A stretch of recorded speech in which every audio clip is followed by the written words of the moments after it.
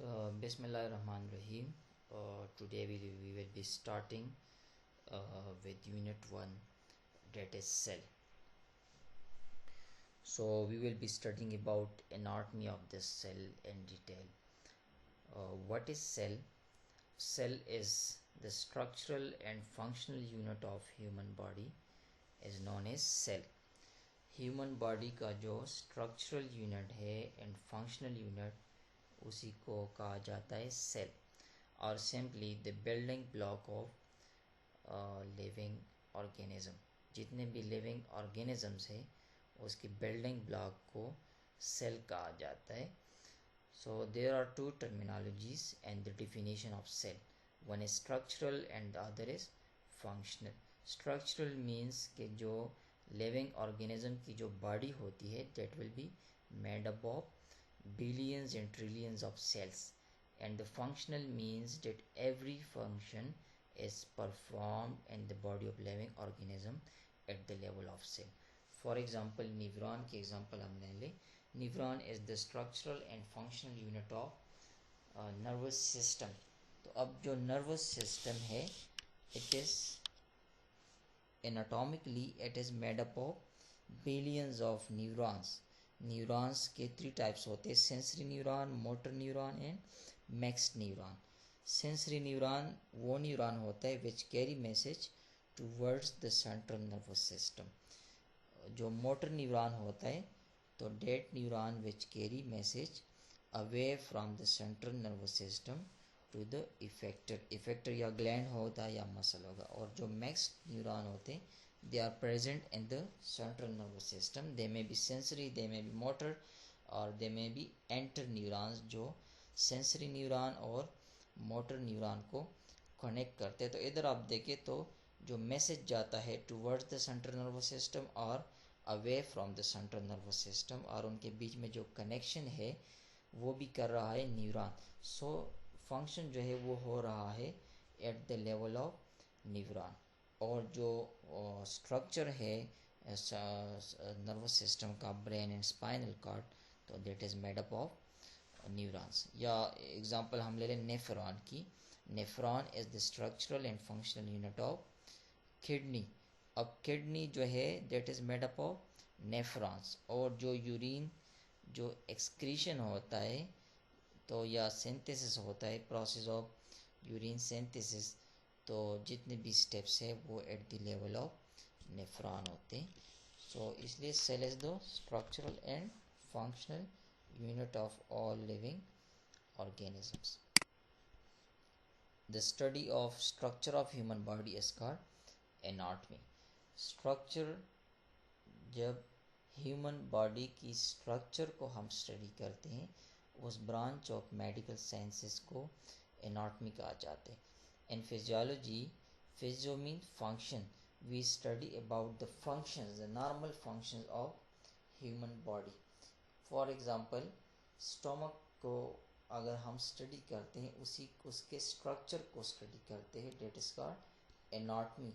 And when we study the function of an organ or a system, a tissue of the human body, that is called physiology. While the study of biochemical basis of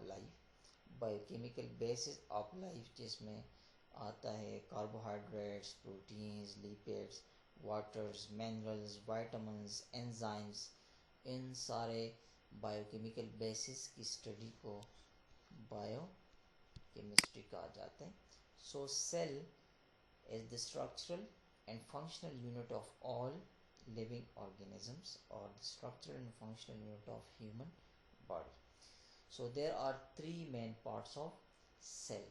वैसे तो cell के अंदर बहुत सारे structures होते हैं: cell membrane, cytoplasm, organelles. फिर organelles में बहुत सारे आते हैं: mitochondria, Golgi bodies, lysosomes, centrioles, endoplasmic reticulum, Golgi apparatus. इस तरह न्यूक्लियस के अंदर फिर nuclear membrane, nucleoplasm, chromosomes, nucleolus. लेकिन जो broad, there are three main parts of a cell. One is cell membrane, nucleus and cytoplasm. So the cell membrane, it is the outermost covering or the outermost layer of animal cell. Nucleus जो है that is present in the center of the cell, which is surrounded by a nuclear membrane. And cytoplasm जो है, it is the part of the cell that is present between nuclear membrane and cell membrane. जो cell membrane outer layer होगा और जो nuclear membrane होगा उसके बीच में जो स्पेस होता है उसको कहा जाता है cytoplasm. So next we will be discussing in detail about every part of the cell. So the first one is cell membrane. Cell membrane is also known as plasma membrane. So we can define cell membrane or plasma membrane as the outermost covering of animal cell which is semi permeable in nature. तो ये cell का वो part होता है which is the outermost, जो सबसे outer होगा cell में, and it is semi permeable. Membrane जो है there are three types of membranes in human body. One is impermeable, semi permeable and permeable. Permeable is the type of membrane through which all sort of particles can pass, जिससे हर किस्म का particle है, substance है, वो पास हो सकता है. चाहे वो स्मॉल पार्टिकल हो, वो लार्ज इन वेट हो, वो चार्ज्ड हो, अनचार्ज हो, जैसा भी हो, लेकिन हर किसी किस्म का पार्टिकल या सब्सटेंस उसी मेम्ब्रेन से पास होगा, तो that is called permeable. The other is impermeable.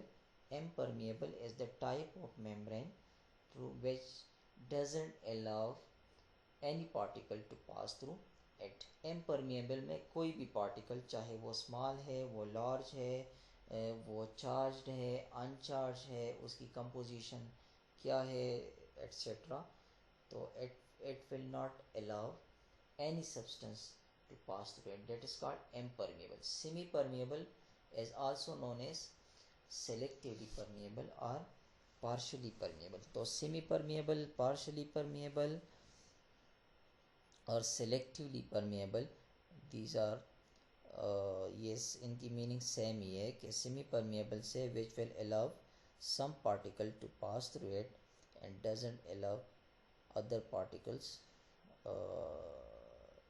To not pass. तो बस पार्टिकल को अलाउ करेगा, उससे पास होगा, और बहुत सारे अदर पार्टिकल उससे पास नहीं होंगे. तो cell membrane is the outer most layer of animal cell होता है, and it is semi permeable in nature. इसकी कंपोजिशन जो है that is made up of lipoprotein. So lipoprotein is basically a compound protein. Protein के three types हैं. One is simple protein, the other is compound protein, and the other is third one is derived protein. Simple protein वो protein होते हैं which are made up of only amino acid, जो सिर्फ और सिर्फ amino acid से बने होते हैं. लाइपोप्रोटीन जो है it is the example of complex protein या कंजुगेटेड प्रोटीन भी हम कहते हैं. Conjugated proteins are those proteins which contain non proteinaceous part, जिसमें प्रोटीन के साथ एक नॉन प्रोटीनिशियस पार्ट भी, जैसा कि लाइपोप्रोटीन. इसमें lipo is for lipids and protein, तो इसमें जो लाइपो है that is lipid as a non proteinaceous part. तो इसी किस्म के प्रोटीन को हम कहते हैं conjugated protein. So cell membrane is basically a conjugated protein. Derived proteins are those proteins which are derived from the original proteins by heating, by hydrolyzing, जो derive होते हैं from the original protein. heat up करने से या acid add करने से, alkali add करने से, वो तो उसी प्रोटीन को कहते हैं derived proteins. तो cell membrane are made up of lipid and protein that is called lipoprotein, which is the example of conjugated protein. So the structure of cell membrane or plasma membrane, it is explained by fluid mosaic model. It was proposed by Sanger and Jill Nicholson in 1972, जिसको हम कहते हैं fluid mosaic model. So according to this model, cell membrane is a lipid bilayer in which proteins are embedded or present. तो जो cell membrane है, it's like a sandwich की तरह.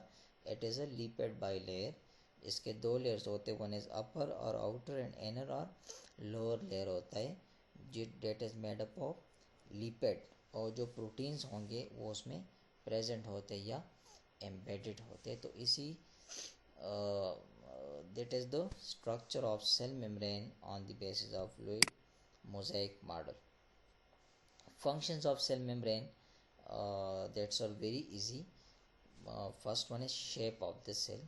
So cell की चूँकि cell membrane is the outermost layer, तो cell का जो शेप होता है that is determined by the cell membrane. उसको सपोर्ट करना, उसके शेप को बरकरार रखना, that is the function of cell membrane. Entry and exit of substances, अंदर जो प्रेशर होता है उसको मेंटेन रखना, वो फंक्शन होता है सेल मेम्ब्रेन का. तो सेल की जो शेप है that is because of cell membrane. Second is protection.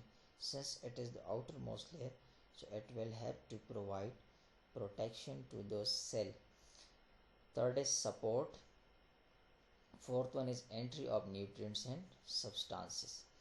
तो सेल मेम्ब्रेन में ये जो हमने पढ़े हैं प्रोटीन्स, तो these proteins act as gateway channels. ये चैनल्स बनाते हैं, गेट्स बनाते हैं, through which substances, nutrients, blood, oxygen, carbohydrates, proteins, lipid, जितने भी इंपॉर्टेंट न्यूट्रिएंट्स है, सब्सटेंसेस है जो बायोकेमिकल बेसिस ऑफ लाइफ के लिए ज़रूरी होते, तो that will enter into the cell through cell membrane. और सेल मेम्ब्रेन में स्पेसिफिक जो प्रोटीन्स है, they will make channels and gates जिसके थ्रू ये न्यूट्रिएंट्स और सब्सटेंसेस एंटर होते. Fifth function is exit of waste products from the cell. चूँकि सेल में there is continuous metabolic processes हो रहे होते हैं, मेटाबॉलिज्म हो रहा है. What is metabolism? Metabolism is the sum of all chemical reactions taking place in the our body. हमारे बॉडी में जितने भी मेटाबॉलिक रिएक्शंस हो रहे हैं उनके सारों को मजमूई तौर पर मेटाबॉलिज्म कहा जाता है. मेटाबॉलिज्म के टू टाइप्स है, one is catabolism and the other is anabolism. Catabolism is a destructive process.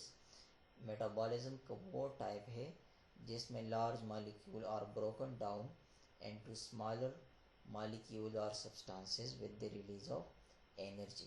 The second type is anabolism.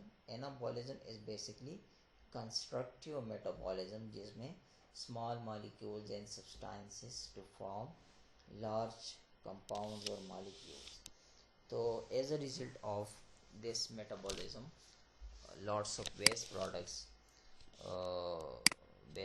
बनते हैं and they will exit, they will be released through this cell membrane. Sixth important function of cell membrane is cell to cell communication and connection.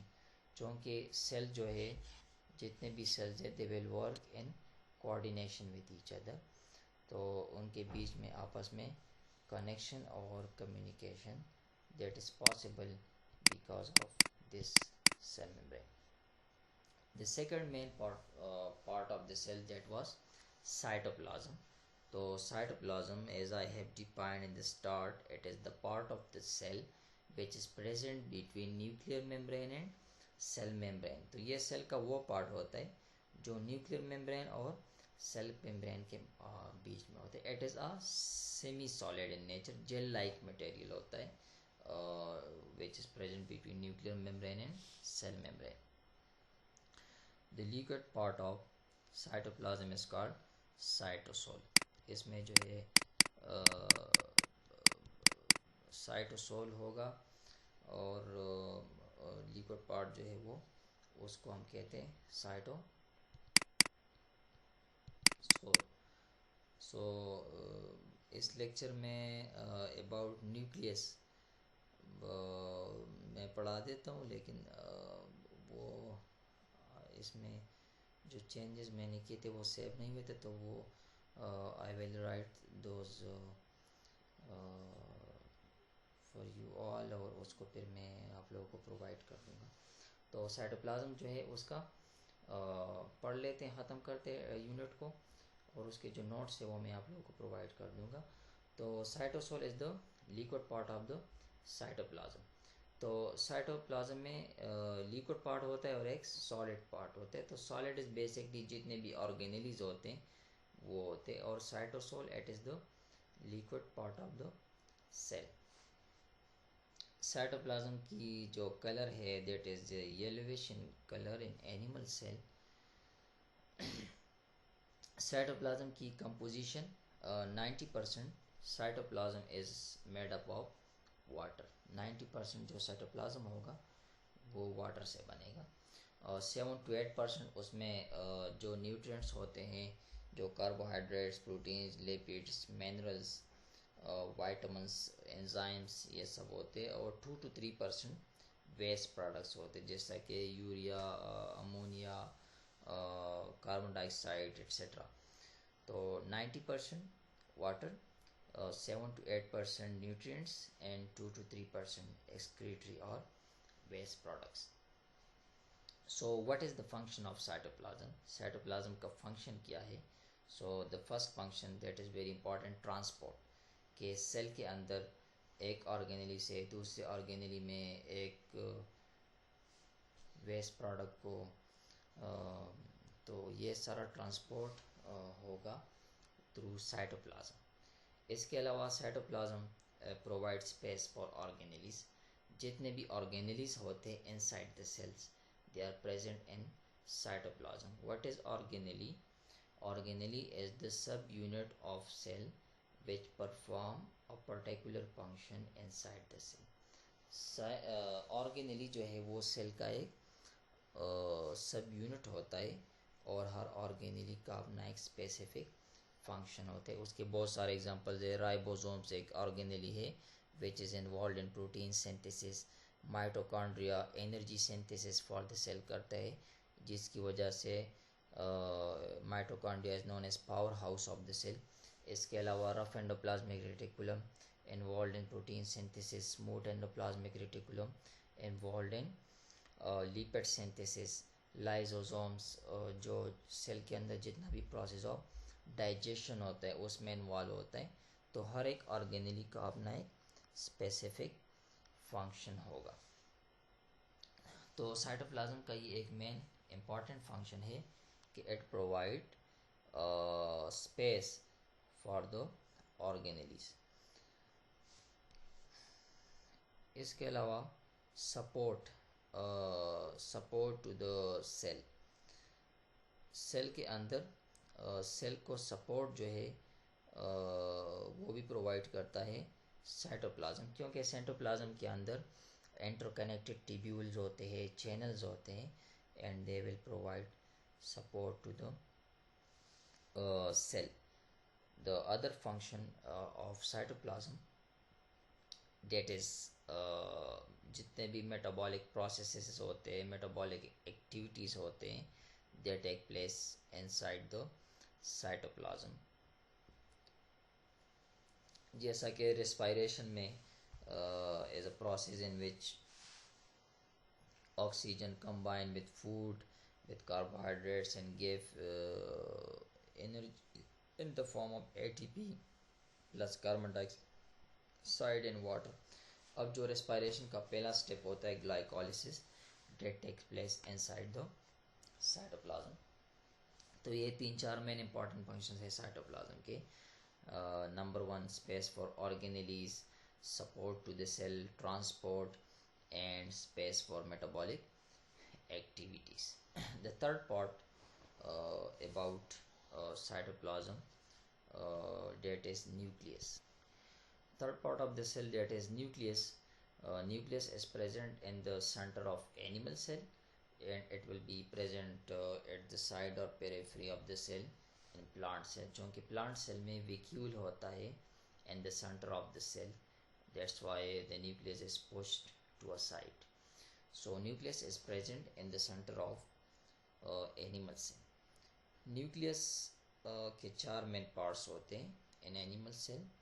The first one is nuclear membrane, जो एक membrane होगा which will surround the nucleus and separate it from the cytoplasm. तो nuclear membrane is the type of membrane which is double layered and it will surround the nucleus. Always remember, unlike cell membrane which is semi-permeable in nature, nuclear membrane is impermeable in nature. तो अब ये है कि nucleus जो है उसने communicate करना है विद द साइटोप्लाज्म. तो कैसे कम्युनिकेट करेगा if the nuclear membrane is impermeable, क्योंकि impermeable doesn't allow any substance to pass through it. तो इसमें एक स्पेशल पोर्स होते हैं, छोटे छोटे पोर्स होते हैं जिसको कहते हैं न्यूक्लियो पोर्स. उन्हीं न्यूक्लियो पोर्स के थ्रू न्यूक्लियस जो है वो कम्युनिकेट करता है विद द साइटोप्लाज्म. तो न्यूक्लियस के जो पार्ट्स है उसमें first one is nuclear membrane, second is nucleoplasm. जैसा कि सेल के अंदर एक semi solid gel like material होता है जिसको साइटोप्लाज्म कहा जाता है, which we studied in detail. तो इसी तरह न्यूक्लियस के अंदर भी जो gel like semi solid material होता है डेट इज कॉल्ड न्यूक्लियोप्लाज्म. तो second part of animal cell nucleus is nucleoplasm. The third part is nucleolus. तो सेल के अंदर एक dark in colour rounded body होगी जिसको कहा जाता है न्यूक्लियोलस. तो न्यूक्लियोलस भी it will be present inside the inside the nucleus. तो न्यूक्लियस जो है तीसरा पार्ट हो गया nucleolus. The fourth part is chromosomes, या जिसको क्रोमेटिन थ्रेड्स भी कहा जाता है. सो न्यूक्लियस के ये चार पार्ट्स हो गए. One is nuclear membrane, nucleoplasm जो सराउंड करेगा fluid area of the nucleus है, और क्रोमोसोम जो है which are thread like structures which will be present in the centre of the animal cell. Chromosome जो है that is basically a hereditary material which is made up of DNA and proteins. हर cell में nucleus में nucleic acids होते हैं जिसको हम कहते हैं टू टाइप्स होते हैं. एक को हम कहते हैं डीएनए, दूसरे को हम कहते हैं RNA. DNA means deoxyribo nucleic acid, RNA means ribo nucleic acid. So DNA is always double stranded and RNA is single stranded. तो DNA के साथ जब प्रोटीन्स मिलते हैं उन प्रोटीन्स का नाम है हिस्टोन्स. तो प्रोटीन DNA के साथ जब हिस्टोन प्रोटीन्स मिलते हैं तो उससे बन जाता है chromosomes. And chromosomes are thread like structures which are present in the centre of the cell. तो ह्यूमन बॉडी में number of chromosomes is 46. 46 numbers of chromosome, or you can say 23 pairs of chromosomes. तो ये number होता है chromosome का human cell में. तो chromosomes are made up of DNA plus proteins. उन प्रोटीन का नाम है हिस्टोन. तो जब प्रोटीन हिस्टोन प्रोटीन और डीएनए मिलेंगे तो उससे बनेगा क्रोमोसोम, और उसमें अंदर होता है जीन.